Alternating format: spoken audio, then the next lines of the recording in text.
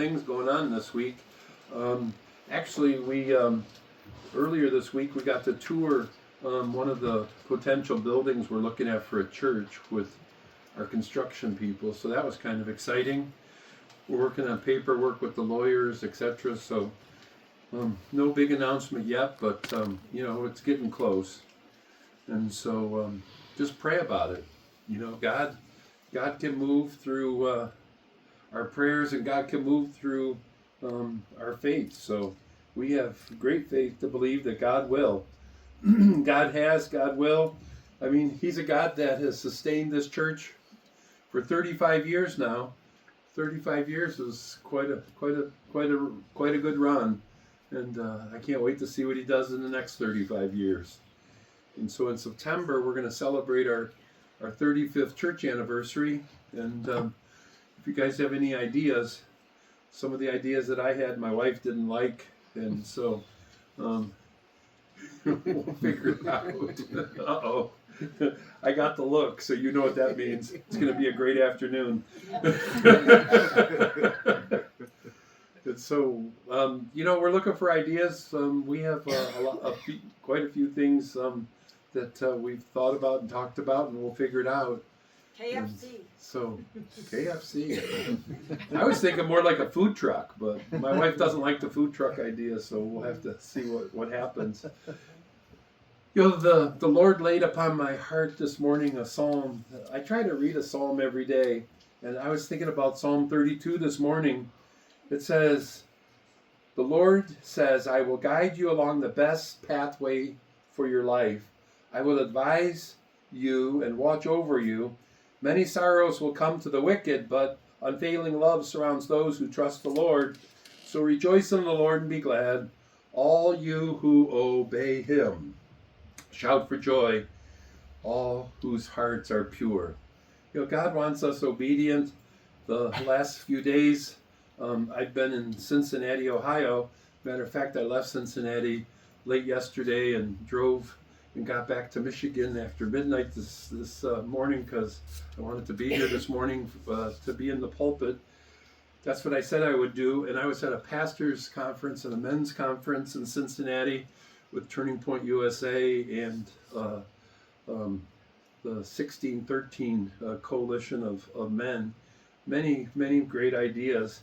Matter of fact, it was funny because I have about 30 pages of notes from those few days of being engaged in Cincinnati, and I'm really looking forward to it. I told Sue when I got home after midnight, I said, I think I got 3 more years of sermon material. In my previous life, I was in the printing and marketing business, and it's like you don't have to have a lot of original stuff. You just have to know the good stuff and where to find it. And we called R&D, rip off and develop. You use somebody else's ideas. You just develop them for your own, and they think they're original to you. So, I'm not saying I'm the brightest, sharpest, light bulb or the sharpest knife in the drawer, but I was insanely blessed. Just having a few days to ponder the things of God and be blessed. Also, on my way down there, on my way back and on my way down there, I stopped at this place called Buc-ee's, the biggest gas station in the world. This place is insane. It's like a little city all in itself. They have like 160 gas pumps. They have a store the size of a Meijer. That's a gas station store. It's just, they have literally a zillion things that you don't need, but they think you do. Everything from Buc-ee's little stuffed animals to Buc-ee's everything. And the people, you can't even get a parking spot in the parking lot. But they had some pretty good food, and I enjoyed it. I enjoyed it so much on the way down, I stopped on the way back. Because I figured I don't know when I'm going to be in these woods anytime soon. So it was so much fun on the way down to Cincinnati. I stopped in Dayton. I think it was actually Huber Heights, Ohio, but in the suburb of Dayton, Ohio. I stopped on the way back, and it was awesome. And God is moving in big ways. And then I was looking at the news highlights from Detroit, and 5 people were shot at a funeral in Detroit. One of the ones that was shot was actually the suspect shooter who shot 4 people at the funeral. A Detroit cop shot the suspect. I don't think anybody died or they're in the hospital, but I mean, who goes to a funeral and blows up and shoots up a funeral? We live in a world that's just gone mad.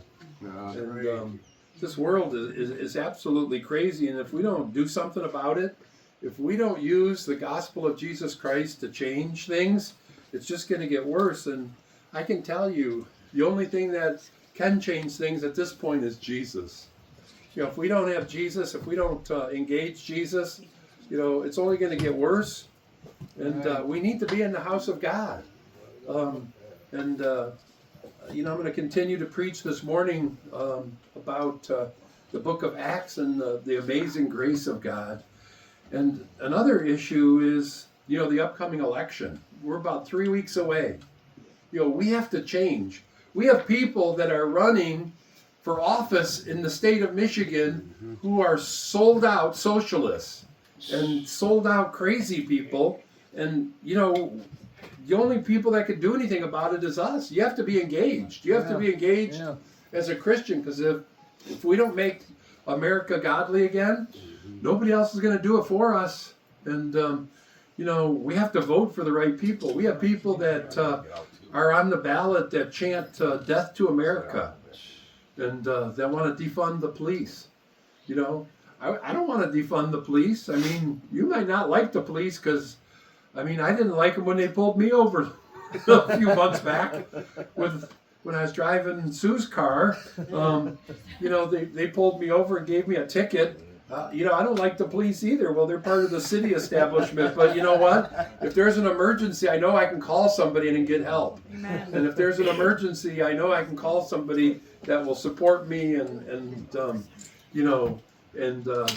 take care of things. So, vote carefully. We don't need Islamic leadership in our country. That's one of the biggest threats that we're facing. These people don't want to assimilate. See, when my grandparents immigrated from Europe, they assimilated into America. My grandfather said, you don't need to speak Polish or German. You need to be an American kid. And you're not a Polish American or a German American. You're just an American. Drop all the nonsense. These people don't want to assimilate. They want to take over our country. They want to bring their form of law. They want to bring their form of life. Take it back to where it came from. If you don't want to assimilate into America and be a melting pot to America, then go away. Seriously, just go away. And so elections have consequences, and this election probably will have some of the most serious consequences. The House is at stake, the Senate's at stake. We have 435 members of Congress. We have 100 senators. We have a senator election that's up for election. Peters is retiring, the Democrat, and we have the opportunity to elect a senator in our state and change that. We also have Abdul El-Sayed. He's a radical socialist Muslim who wants to be the senator from America. We don't want him. No. We have Rashida Tlaib, who's running for the House. She's already in Congress. This woman chants death to America. Who elects people like this? If you're not an American and you want death to America, why should you even be in Congress, period? Right. We don't need people like this representing us. So wake up, people. It's time to wake up and realize we have to engage in culture. We have to engage in politics. And some people say, well, Pastor, you're a preacher. You can't talk about politics. If we don't influence the political atmosphere, we're going to lose our Christianity too. Right. So, be warned. And, the church for so long has been apathetic. I'm fired up. I'm fired up to see what God's going to do. And this morning I'm going to talk about amazing grace. See, God's amazing grace can transform your life. And God's amazing grace can transform this community. And God's amazing grace can once again transform this nation back to the godly nation that it was established to be. These people that want to revamp and rewrite history and say this wasn't established as a Christian nation, these guys are nut jobs. Yep. And I'll say that from the pulpit. I mean, our founding fathers, there was a couple deists, but most of them were committed Christians. And even being a deist, I mean, Sue and I saw a movie called The Great Awakening a couple months back that was in theaters. And one of the deists, or one of the people, they point out that Ben Franklin was a deist. He wasn't a Christian. But George Whitefield was a preacher that preached thousands of messages in America, and he had a great influence on Ben Franklin. And Ben Franklin, at the end, he was a committed guy. He's the guy that when they were preparing to ratify and put together our Constitution, the document that we just celebrated on July 4th, he said, "Men, it's time we start every day in prayer." You know, if you're not a committed Christian, why would you get people that had diverse ideas about this country and that weren't all on the same page? Why would you say it's time for us to start every day that we meet in prayer? A deist doesn't do that. You know, a Christian does. And they're going to say that none of these people were Christians. That's hogwash. And I know what hogwash was. I grew up on a farm with my grandfather with about 500 of those hogs. They nasty and dirty and ugly. But they taste good when you cook them. This morning's message, yeah, I like ribs. We had lots of those on the farm. You know, pork ribs are good. My grandmother, oh my goodness. She could make, my Polish grandma, she would parboil the ribs. Then she'd slow bake them. And then, no, my grandmother, it was a sin to buy barbecue sauce at the store. She made her own, you know, with whatever she did. And we told her to put those recipes in writing. She never did, but, you know, maybe if I get to heaven someday, she'll be making ribs in heaven. I'm not sure. We can only hope that there's some good barbecue up in heaven. Because I know they've prepared a banquet for us, and I'm ready for it. I'm not in a hurry, so don't look at me that way. I said I'm ready. I'm not in a hurry. We'll get there when we get there. This morning I want to preach on the grace of God, and we're moving forward in the book of Acts, Acts chapter 11, you know, God's amazing grace. And in the text that we're going to look at today, it'll teach us that God's grace transforms people. God's grace transforms our lives, our communities. I mean, even in our city, I mean, you know, we had crazy colors. They have these fancy lights that illuminate our new city hall that they built a number of years ago. And, you know, we didn't even have patriotic colors for the once-in-a-lifetime 250th anniversary of our city. I mean, we had some goofy, I think they were the leftover colors from something else. But, you know, why wouldn't you light up the city in patriotic color? I called City Hall, and then they changed them after that. Oh, it was a mistake. You know, well, you're still in June for your gay pride nonsense and everything else. Who knows what you're into? But we need to, next November, a year from now, we need to elect ourselves a mayor that's a godly mayor. You know, we used to have a prayer station in City Hall.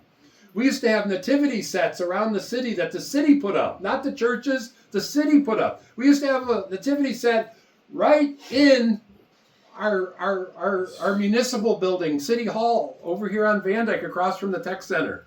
You know, this mayor's made all that stuff just disappear. They want to erase God from the public square. Yeah. They want to just get rid of God. They wouldn't even let us have the National Day of Prayer at City Hall this year.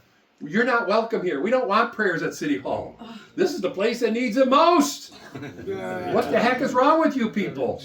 But they didn't want any of that. I mean, you know, 2 years ago the mayor said, well, you can have you know, your National Day of Prayer, but you have to pay rent, double the rent, just to have 2 hours at City Hall, and it was quite an affair.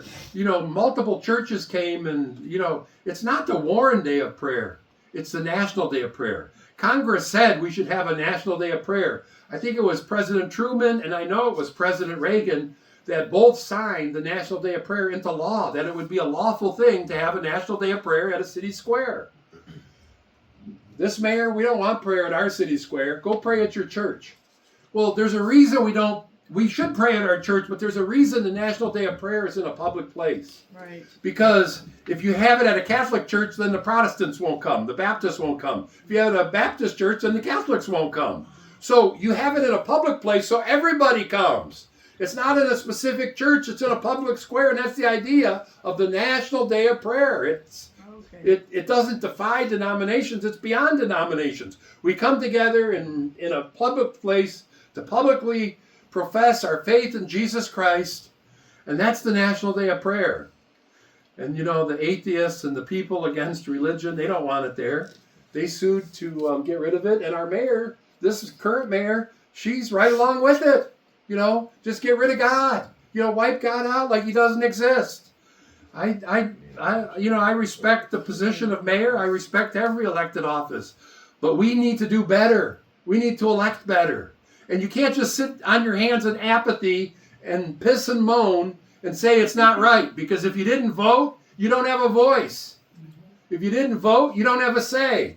See, your first voice is the right to vote. And that's why it's important to vote this October. It's important to vote this November and get rid of the goofy people and put godly people in place to rule this nation in righteousness and holiness. That's what it's all about. I'm so excited about transforming our city and transforming this community. I'm not going to rust out. I'm going to wear out. So, be warned. And, my term doesn't end in November this year, next year, or whatever. It ends when God says it's over. So, as long as I got breath and a heartbeat, the game is on. And, it was great to be in Cincinnati because I seen many men from across this nation that have the same heart and the same passion that I do. And it was funny because in most settings, I'm the big guy. And so I sat down at the pastor's reception. I looked at the guy to my left, and it's like, I look like a little guy. This guy, I said, how big are you? He's like, I'm 6'9". It's like, wow. Yeah, no wonder why I'm feeling like a little guy sitting next to you. This guy was massive, but he wasn't massive in the midsection like me. He was just massive. He was ripped, massive, and it's like I wouldn't want to mess with this guy. This guy's a pastor. It's like, holy moly, a 6'9" guy. The phone number in the city. Pardon me? The phone number in the city, how it was so clean. The city has. Oh yeah. And the other thing is, I spent, let's see, what day did I go down? Thursday, Friday, Saturday, 3 days in Cincinnati. I didn't see one homeless guy or girl and no beggars. And I was on foot most of the time. I parked my car and never moved it. I went to the parking garage, and I got to camp at one of my favorite places when I went to Cincinnati, the Hyatt in downtown Cincy, and I walked to the things. They have these signs downtown. If you have an addiction, if you are homeless, if you're hungry, if you're hurting, if you're having a mental health breakdown, call this number. Immediate help's available. Wow. These people weren't just lost on the street wandering around. They have an organized program to help. Wow. And it's run by the government and nonprofit organizations. And I didn't see these people on the streets because they were being taken care of. Aww. Our city, there's a fight over our city because of the closing of Friend of the Father, which is a whole other story. But, the city was going to help Friend of the Father with some funding. The mayor blames the council blames the mayor. It's a hot potato. Nobody wants to do anything. Then the mayor says, well, we didn't put anything in the budget, to help anybody in terms of homelessness or unhoused people. It's like, I talk to these people. We don't have a homelessness problem in Warren. Would you open your eyes? I mean, hello.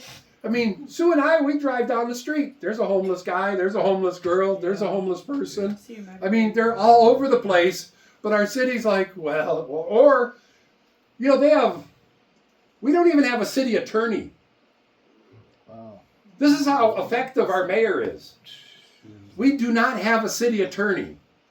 And the city charter says within 2 council meetings of being elected, she's supposed to appoint a city attorney. So, she's 2.5 years into her term. We do not have a city attorney.